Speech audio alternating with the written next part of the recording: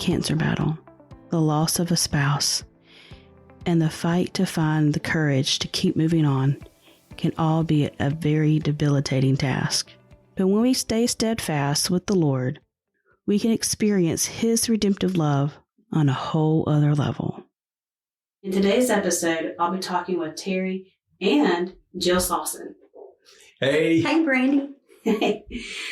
Terry has played an important role in my life, especially in my early young adult years. He is the former director of the camp Cedar Springs. And Jill, Terry's lovely new wife, she also played part of today's conversation, and she is a hairdresser. And are you the owner of the place, or just a partner with it? Or I was an owner recently. I decided to sell it, and so now I'm just a worker. So. Just a worker. Just a worker. Retiree. Mm-hmm. Yeah. Yes, but I have both of them here today, and they'll be sharing both of their stories. It is a blended story, and they're going to bless us today with that. But before I go any deeper with that, guys, I want to hear about this stuff going on at Cedar Springs. There's some new stuff going on, and I know you're kind of quote unquote retired from over there, but not really. Not really. I tell everybody I've just shifted gears. Okay. Not retiring. I'm still there. I've taken on a new role, really a role that I've tried to play through the years, but it's hard taking care of the day-to-day of camp and also telling the story and sharing the vision and connecting people with what God's doing. Mm-hmm. So that's where we are. But this past year and a half, 2 years ago now, we brought Curtis on as the new executive director, doing a tremendous job. Thank God for him. But we have been able to focus on finishing the lodge. I know, Brandy, you were... I was there back in a long time ago. Back in the day. 2009, I think, is when I first learned about the lodge, and when the lodge was like literally an old burnt home. Mm-hmm.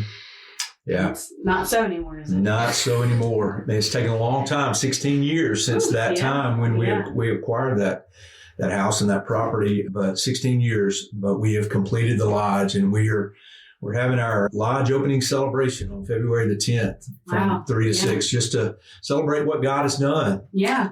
So, who all can come out to that? Everybody is welcome to that, but those that have taken part in it, but those that just want to see and hear what God is doing, it's a great opportunity just to come and see. Everything's going to be open. We're going to be taking tours and showing people. It's like an open house? Yeah. So is it free, or is there anything you're charging for anything? No, there's no cost. It's all free. There will be food trucks, so you can purchase food. O'Freddy's Tacos is going to be there. Yeah. Yes, indeed. Awesome. And then we're going to have our camp store open, just T-shirts and hats and that kind of thing. But there's no cost to the event itself. You want to come and celebrate. It starts at 3, it ends at 6, but in the middle at 4 o'clock, we're going to stop and have a brief time of dedication, thanking God for what He's done. Ceremony. Okay. Is that going to be the new fire pit place, or in the actual inside? Well, I think we're going to be up on the front porch of the lodge. Awesome. I mean, all of it depends on the weather and that kind of thing. But up on the front porch where you're overlooking the fire pit area, Benjamin's Cove down there. But I think we're going to do the main ceremony time up at the front porch of the lodge. Yeah. Awesome. Well, I've already accepted on Facebook. I'm going. So, because I heard about the vision. I don't know if I was part of it or not, but knew about the vision in 2009. Saw what it used to be. So I'm excited to see it completed. Yes. It sounds like a good time. It is absolutely gorgeous too. Yeah. Mm-hmm. I mean, y'all had when it was partially done. I mean, you guys got married then, right? We did. We did. Well, I said it as a question. I was there too. We sure did. Mm-hmm. Awesome. Okay. Well, now we're going to hear about you guys' story. I know y'all's is kind of a blended story, but would you like to tell us where it's to start? Where does y'all's story start today? Yeah. God bless Jill and I both with godly spouses. Jill was married to Mark for 36 years. 36 years. And Tammy and I were married 31 years. Tammy and I had three children, 2 girls and a boy, Brittany, Caitlin, and Justin. And 2 girls and a boy. I think I said that backwards. 2 girls and a boy. Justin, don't be offended. Yeah, don't be offended, Justin. And I had 2 kids. I have a son, Josh, and a daughter, Kristen. And they're 4 years apart. Yeah. They're 37 and 33 right now. So, yeah. And together we have 7 grandkids with more on the way. So we thank God. Thank God for that. Times. But we were both blessed with godly spouses that at times Tammy was 53 when she passed away from cancer, and Mark was 55. 55. So young. And Tammy, Brandon, you knew Tammy, and Tammy was diagnosed in April of 2011 with ovarian cancer and battled it for 6.5 years. And passed away in September of 2017. And Mark, he was diagnosed in 2019 in July. Wow. It was actually July the 4th week is when he started having his symptoms, and he battled for 14 months. So his was quicker. He had cancer of the duodenum of his stomach, and so it was a fast. Yeah, and it had already spread to his liver by the time that we found it. So he was already in stage 4. but they both battled, and the journey, the struggle of walking that journey with a spouse that has cancer and walking beside them, and just the day-to-day struggle of life, but knowing that that's there and walking with them through that. Yeah. It's a struggle. And then to see them come to a point where their life ends is hard. I know with Tammy, and I know from listening to Jill that we fought with them till the end. I remember Tammy talking about the possibility of me remarrying one day. I just didn't want to talk about it. Yeah. I didn't want to give up. I wanted her to fight. And Jill was the same way, and we couldn't see our lives apart from them. But each of them, their lives did come to an end, and we had no clue what our futures would look like. But God. Yeah. Yeah. I remember with Tammy's, because I was still very much, new in the camping world. So I call it the camp ministry world, camp world, because it's so different from regular life. You dress differently, your priorities are different. Time's slower and then faster. It's weird. The only way to really understand it is to do it. But I was fresh into that, and that's how I got to know Tammy. And really, and I told Brittany and Caitlin this, she was like a mom to me too, in a lot of ways. I think in that part of my life, I knew her better than I knew you, Terry. Yeah. Really, that's just how it was, and part of that's just her and who she was. She was a counselor, and sometimes I felt like I was being an extra counselor. Me too. I felt that same thing too. Maybe for good reason. I remember the day being told, I saw the date, and I'm like, I remember that, April 7th, 2011, because I was a senior in college out there working with you guys, and I was supposed to be team leading that summer for the camp, and that was just not, it kind of blew my mind. It did. I know it blew y'all's mind, but I just even how to handle camp, and you guys got that going on, and because didn't she? I think she was went in for a gallbladder surgery. No, it was a hysterectomy. Hysterectomy. It was a scheduled hysterectomy. Something, not this, right. And then it was found by surprise. That's correct. Yeah. Yeah, and it was a shock. I remember it took longer than was expected with the hysterectomy, and kept going on. And the doctor came out and got my mother-in-law Merle and I, and we went back, and he told us the news, and it was just like a wave. Wow. Just kind of takes your breath, and just, it was overwhelming. Yeah. Especially when you're not expecting that. Yeah. It's like when we found out that Mark had cancer, we went to the emergency room for shoulder pain. And his shoulder had been hurting really bad for a couple of days, maybe 3 days. And so finally, he had just started a new job too. And I told him, I said, we really need to go to the emergency room and get this checked. Yeah. And just see what it is, because he was starting his new job. And so when we went and we waited like you always do in the emergency room, it was midnight. And I had stepped out to go get my phone charged.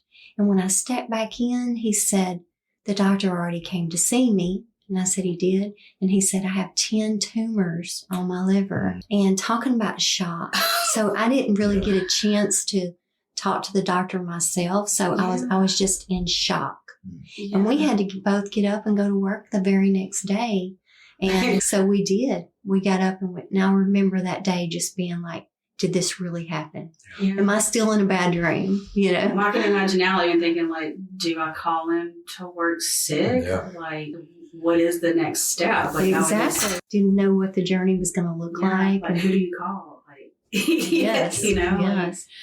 And I remember that was on a Thursday when I got up to go back to work, but Friday was my day off. And so that Friday, I get up and I just do what I knew to do. He went to work and I got the Bible out and I wrote scriptures on index cards and I put them all out on my floor in my living room and just bent down and prayed and grabbed each one of those cards and spoke it out into the atmosphere. I was doing what I knew to do. Yeah. It was just to claim those scriptures, you know, over the situation. That was the thing I knew to do. Yeah. And then thinking about our kids and how they were dealing with the same wave that hit them, you know, and trying to remain strong for them and walk together in this.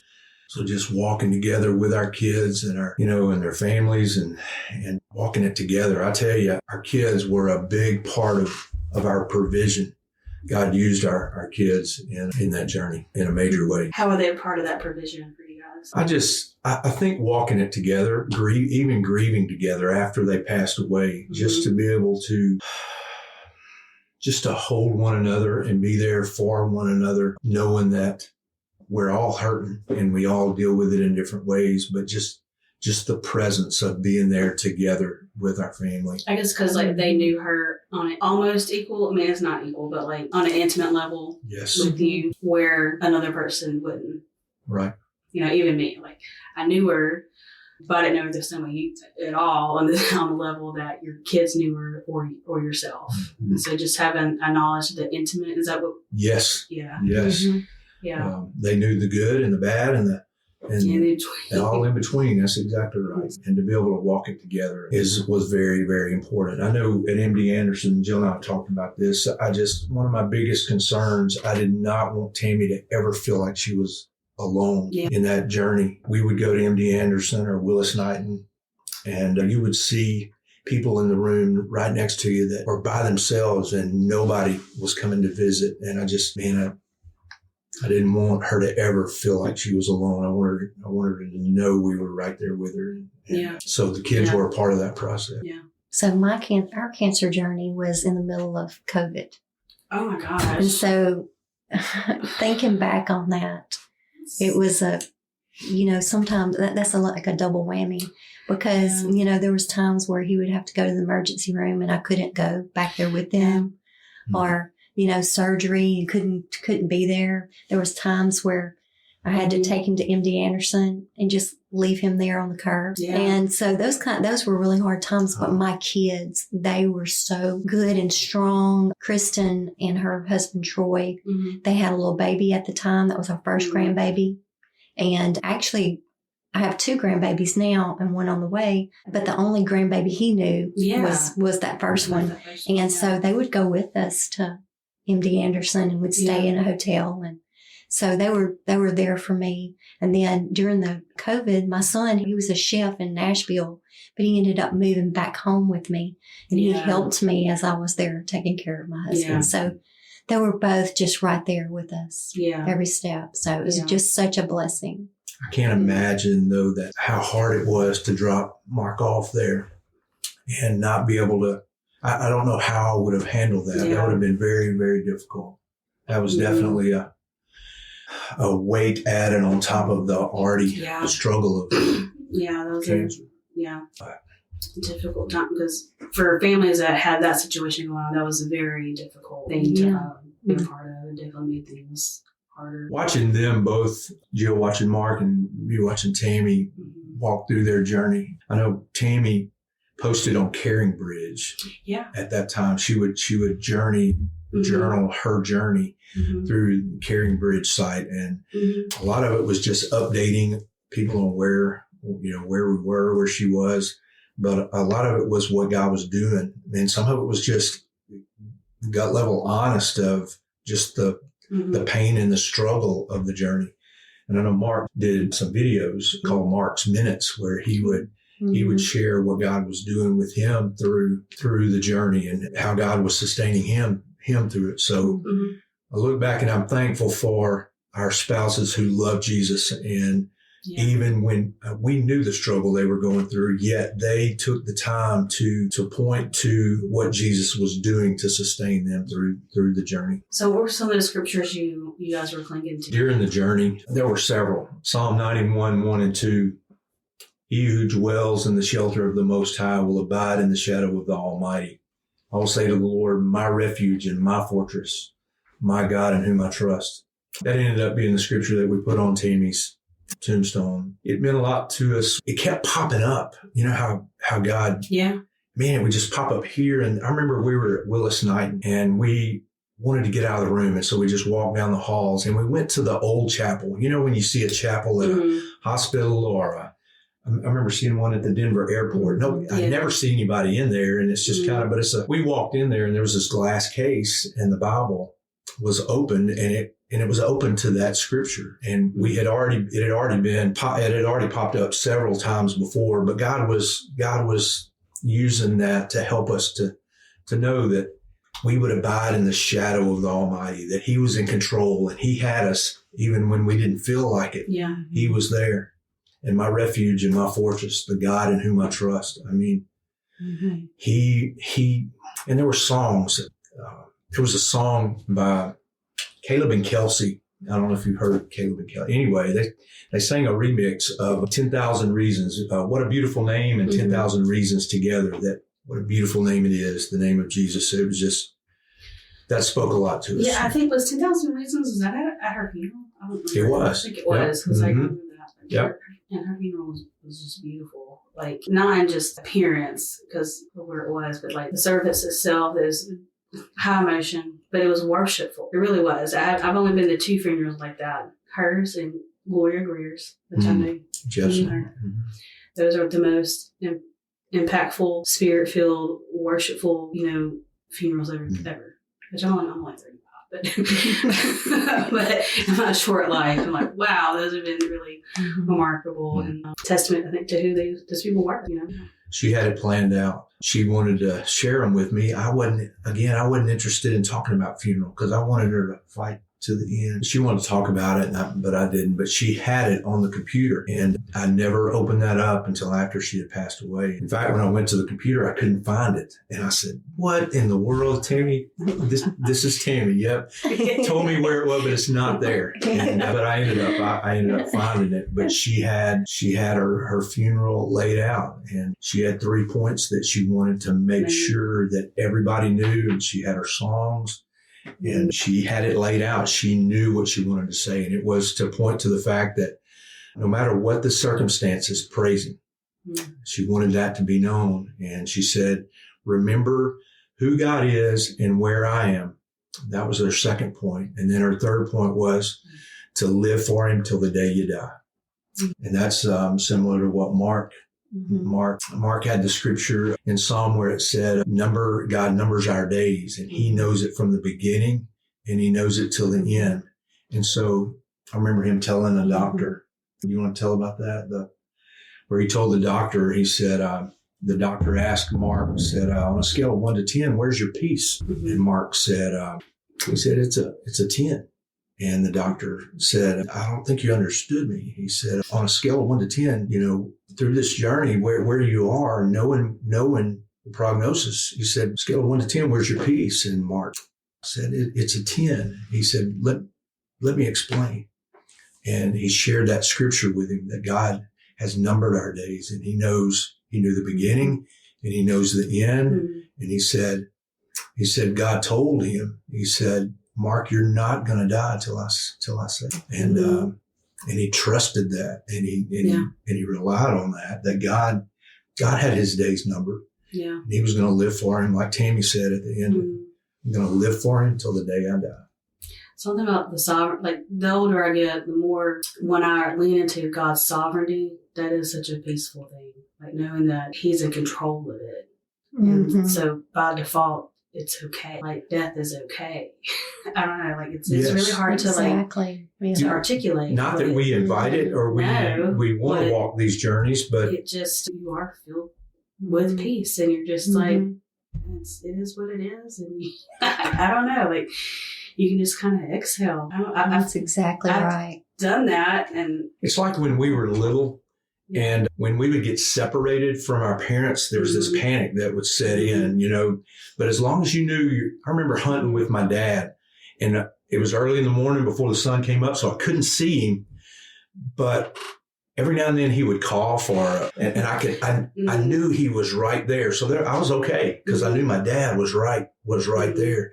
And that's the way it is he is sovereign. He is in control. And even when we don't see it, and even walking through the valley of the shadow of death, we don't have to fear evil because he is with us. We know he is right there with us. Yeah, I remember right after Mark was diagnosed with cancer. Yeah. He said the next day he was going down the road and he was talking to God. And he said, okay, God, what's next? Yeah. He said, what's next? And he said that the still small voice told him, Mark, you're not going to die till I say you die. Yeah. So it was just a comfort to know that, God was in control no matter what things look like. No matter, because we don't know what the journey's gonna hold. Yeah. And it's scary because you don't know what's next, and we want to know as humans, we want to know, okay, what's next? Because I think in circumstances like this, it makes the other, because they were actually facing with that, but I think it makes the other person think about it for themselves. Like, what would my response be? Yes. Or like you start thinking about like your own end of life, because I don't know. I think it's just an unpleasant thought. Like you didn't want to think about it at all for your spouse, but then I think we even less want to think about it for ourselves. It's just nature. But when we are forced to, it is a comfort, I think, to know that God has it. I don't know. It just because who else would I want to be in control of that? That's right. I think it's scarier if I am, because I can mess it up. Yes. That's exactly right. Yeah. It was comforting to see, for me, Tammy, and for Jill, for Mark, to see their peace in the midst of. I mean, we saw their struggle. We saw their struggle through it. We saw their Tammy. I remember telling me, she said, "I'm okay with death, but I don't understand suffering. Why go through the suffering? Even Jesus dying on the cross. Why all the suffering that he had to go through to the point where he died on the cross? And she was feeling all of the suffering that went along with the cancer until she was okay with dying, and she had that peace, and it was comforting for us. But the struggle of the suffering in between was hard. Yeah, and that would be because hers was. I remember it was like round 3 because she had it remission, hadn't yet. It's just gosh, thinking it was gone and praying, and that was my prayer till the end that she would be healed. But God took care of that too. Yeah. And I don't know if you got like. For me, honestly, like the praying part for her was hard for me because I got in this whole like weird headspace about like, is this God's will? Is this a selfish prayer? If I'm keeping her here, is that like making her suffer longer? Like how to like just navigating that? Because I was in my early 20s then, and I did find myself just saying, well, I pray for peace for myself, for her, for comfort, and then having to let that go. And it took some years to kind of like with me on my own walk with the Lord to figure out, well, where does prayer fit into this? Yeah. Because there's that too. Like how was prayer for you guys? Well, like for me, a lot of my prayer time was on my knees on the side of my bed, when no one else knew, when no one else was home. And I felt Jesus meet me there, and so a lot of mine was just on my knees during that time. Yeah. It was prayer for healing. I would let him know, God, I trust you, but my desire, my request, I'm praying. I remember praying that earnestly, even in the hospital 2 days before she passed away. I had never gotten to a point where I accepted the fact that healing could not take place today, right now. Yeah. And so that was my prayer request till the very end. But with an understanding, God, I trust you. I want to. I don't want to, but I never wanted to fall short of not asking for healing. That was the desire. I wanted to see her miraculously healed. I want to see God glorified through what I had read about and seen him do in other people's lives. That was my prayer. But at the end of the day, like we said, like Mark said, God knows the beginning and he knows the end. And I'm okay with that, whatever that is. So for us with Mark, God told him to pray for the harvest. We had gone to get a colonoscopy or something or whatever. So he was laying there, and before the doctor came in, he said, God, how would you want me to pray? And he said, pray for the harvest. The harvest is plentiful. So we kind of knew the direction from the very beginning of this journey. So our slogan was, the whole journey was, the harvest is plentiful. So that was how we were to pray, that God would touch people's hearts through this. And that's part of the prayer is, God, what are you wanting to teach us, or what are you wanting to accomplish with this suffering and this, and what we now know is ultimately their death. What is it you're wanting to accomplish through this? I think while God laid that on Mark's heart was people do listen. They do look at their own lives when you're faced with cancer and you're faced with death. I mean, it causes people to take a hard look at their own lives. So there is an opportunity to tell what Jesus has done and what he's doing. So how has it impacted like y'all's lives moving forward? Like after funerals, how has it impacted y'all since? I know the journey after Tammy passed away, it was trying to figure out how to navigate through life. When you're married, Mark and Jill, for 38 years. 36 years, and Tammy now 31. I mean, when you're one with a person for that long, I mean, there's a major adjustment. And I would tell people best way I could describe it would be, I think, like somebody that would lose an arm or lose a leg. You're trying to figure out how to eat again and how to put your clothes on and how to navigate through life. You're having to refigure things out. It was a hard time. It wasn't easy. I mean, going home at night and the house being empty. I would go somewhere and do something. I just needed my kids. That was a big part of my kids' provision. I would go hang out with kids and grandkids, and and I'd come home and eat a corn dog or a waffle or whatever. I kind of described it like, and I know this is probably not a good description, but it's kind of like you're a puppet on a string and the string's been cut off, and you're just like, you don't know what to do. The puppet's kind of hanging there, not doing, I just felt like I just didn't know, what to do next. I really didn't. And the hardest times for me were in the mornings, early mornings, getting up, getting ready for work, and, and at night. So for me, just staying in a routine of going to work, and that kind of, because doing hair and being with all of my sweet clients and my coworkers, were there for me. And so it was good for me to be at work. But when I wasn't at work, it was very tough. So, I remember I didn't change anything in the house. I didn't even move her clothes, or everything just stayed the same for quite a while. I remember I probably wore our wedding band for a year or two after. Nothing, I didn't want, nothing, I didn't want anything to change. And I think if I were talking to somebody, I think don't make any sudden changes. Just take it a day at a time. It's different for everybody. Yeah, I think grief is it's a whole process. It's not something you can skip through, and it's different for everybody. And I think it's probably dependent on the relationship you have with that person. Right. And it's not something you can zip through. It's just not. It's so different for everybody. But I remember praying. I remember a summer staff it was right before Tammy passed away. It was the summer of 17.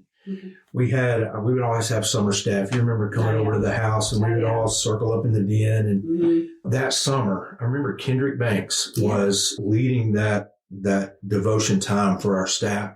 And he asked us all, he said, if there's a a prayer that you have that you could describe with a word for yourself, what would that word be? And I knew we'd been 6 years into this cancer journey, and I knew things were not looking good.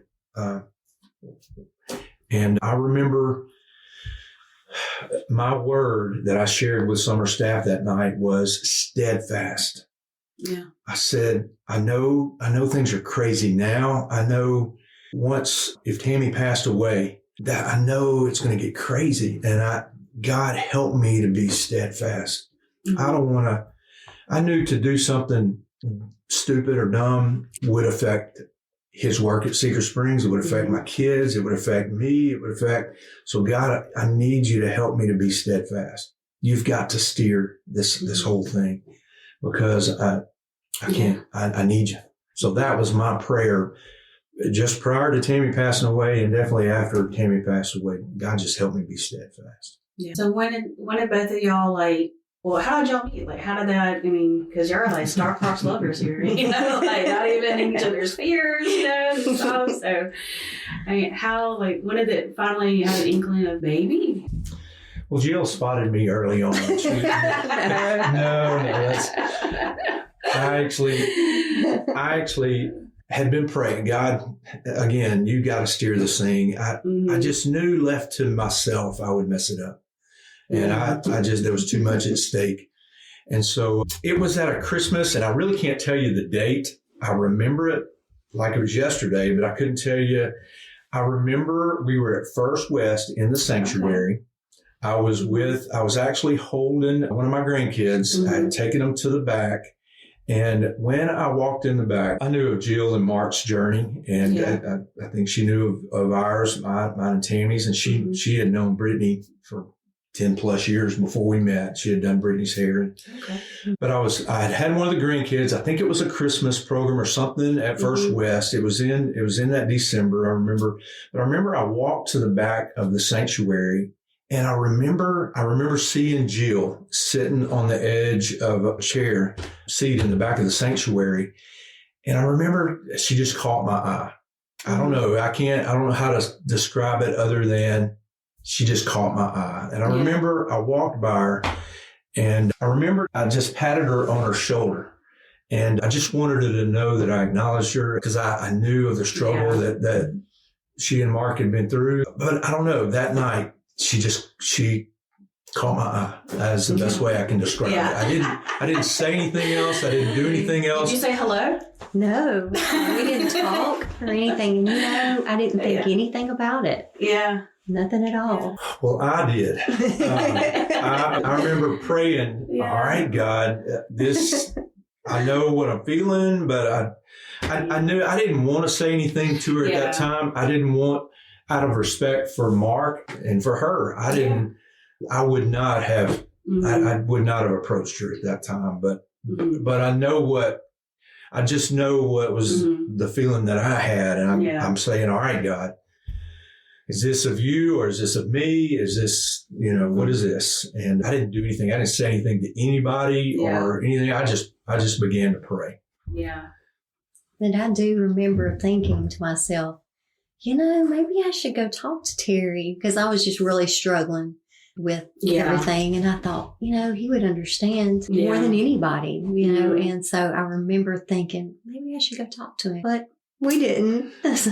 We didn't. And I didn't pursue anything, or, I just, all right, God. Because I told you Tammy wanted to talk to me about remarriage. She was always way ahead of me. She knew what was going on, and she wanted to talk to me about it. I didn't want to talk, but I knew that being by myself was probably not something that I knew God created us for a relationship, and I knew that me left to my own wasn't a good thing. Tammy was a big part of my accountability. Jill today is a huge part of my accountability. And so I could see myself remarrying, but God, if this was going to be, you got to steer this thing. I don't want to mess it up.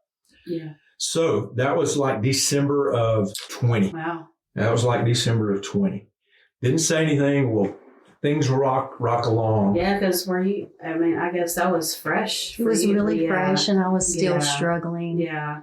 And I was still feeling like that that puppet just kind of. And so I remember sitting there when he went by, and I just felt so like out of place there. Mm-hmm. Because when you're at something like that, at a Christmas program at church or whatever, by yourself, and everybody's got their family and their kids and all that. And I remember just sitting there feeling very alone. Yeah. So it was like when he went by and he just put his hand right there and just kind of gave me a little pat. It was, thought it was sweet, but we didn't talk or anything. Mm-hmm. So yeah. Well, things rock along. That was December. So things rock along. I'm fast forwarding now till August. Yeah. August of 21. Mm-hmm. I'm busy with work, loving camp ministry, pouring myself into ministry, I think. I remember the week after Tammy passed away, I said, I just want the tractor filled up and I just need a week. I just need to be by myself. I don't think I ended up doing as much as I thought I would do. I kind of got back in the mix of things, I think, pretty quick.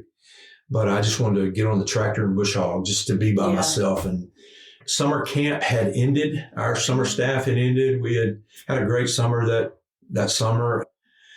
But Broaden, my daughter Caitlin, works for Broaden Horizons, mm-hmm. First West. So they were having an end of the summer Broaden Horizons staff party. And they were going to do it over at Greg and Mary Lee Dunn's house. Okay. And Mary Lee, I've known Greg and Mary Lee a long time.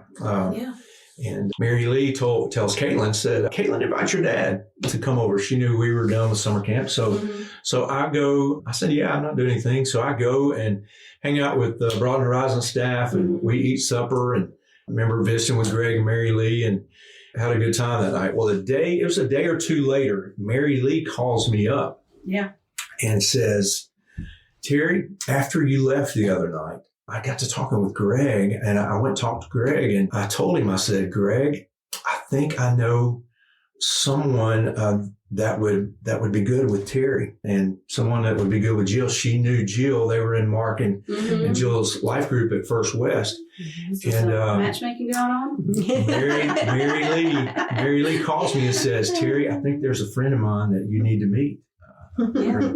Her name is Jill. And so I said, all right, Mary Lee, because I knew she had already caught my eye about 8 months before. And so I said, Mary Lee, here's what I need you to do. I need you and Greg just to join me in just praying. And I didn't even say anything to her about Jill catching my eye. I said, but I just need you to join me and pray. Yeah. And she said, okay. So the neat thing is that Mary Lee and Greg, they came and visited our life group the Sunday that right after Mark, we had gone to the emergency room. And so when we went to church that Sunday, that was one of our prayer requests was that we said, that they found 10 tumors on his liver and they were just visiting. We didn't know them, but she came into my life that day and she walked with us through that whole 14 months. Her and her husband, and just a great, great friend. Prayed for us. They both did. And so that was really cool how God brought them in our life. Yeah. The day, that Sunday. Just so happened to bring Greg and Mary Lee to Mark and Jill's class. Just so happened that I had known them for about 24 years. Just so happened. Yeah, Mary Lee said, I've known Terry since I was 10 years old. So, oh, wow. Yeah. So, but Mary Lee calls you as well. So the next day after they had their thing at Broaden Horizons at her house, the next day we had a ladies' dinner together at McAllister, or Newt. So one of those. Yeah. And so we were sitting outside and I had worked a very long day and I was really tired. And honestly, I didn't want to really be there, but I went anyway. Yeah. And so everybody was talking and I was just kind of listening. And I thought, I'm really ready to go home. I'm really tired. And so I get up to leave and she gets up too. And she says, come here, before you leave, I need to talk to you. And I said, okay. So she kind of pulled me over to the side and she said, I just have a feeling that you and my friend are going to get together. And I said, who? And she said, well, you may know him. And she said, do you know Terry Slawson? And I said, yeah, I do. I know of him. I said, I know his daughter more because I did Brittany's hair and did his grandchildren's hair anyway. So it was really cool. And so I really honestly didn't think anything about it at that point either. I just like, okay, because it really was still, a tough time for me. She spoke something pretty bold, though. It really surprised me. She told Jill, she said, what'd she say? She said, I ate with your husband last night. Was her words. And, I started not to say that on this broadcast, but she's like, I ate with your husband last night. Well, when she said that, I'm thinking, Mark, I'm thinking, what? Did he show up or what happened, Then she told me, she said, I really feel like y'all are going to be together. That was pretty bold. It was really, really bold. Yeah. So I went to Greg and Mary Lee after all of this, and a few months after, and I wanted to eat with him. I really want to talk to Greg. And I said, Greg, does Mary Lee set people up? Is this kind of what? And he said, Terry, I'm telling you, I've never known her to do this before. Mm-hmm. So that was the second time. She caught my eye in December. This was in August. Mm-hmm. So I told him to pray and didn't say anything to anybody at all. But I did want to start talking to my kids. And what Tammy's mom thought was important to me too. Merle, and I remember talking to Merle and her telling me, along with all my kids, they said, Dad, it's time. It had been over 5 years at that point. And they said, we're okay with this.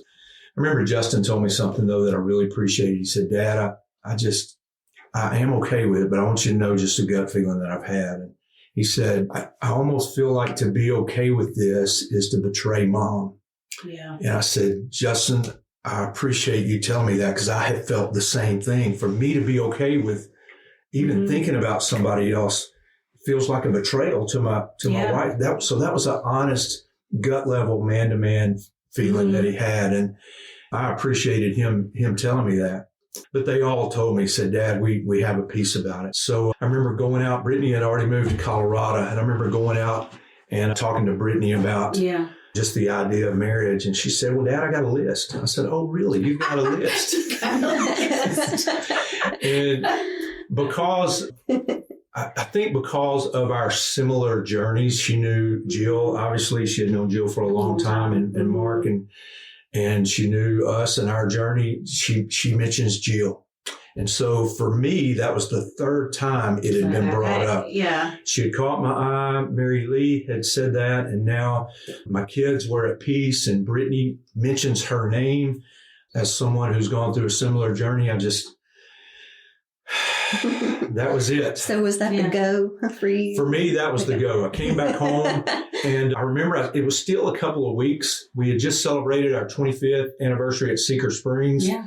And there was a Matthew West concert at First West on February the 12th of 2022. And I had not planned on going to a Matthew West concert. I like Matthew West, but I just had not planned on going. Mm-hmm. But I found out Jill was going to be at that concert.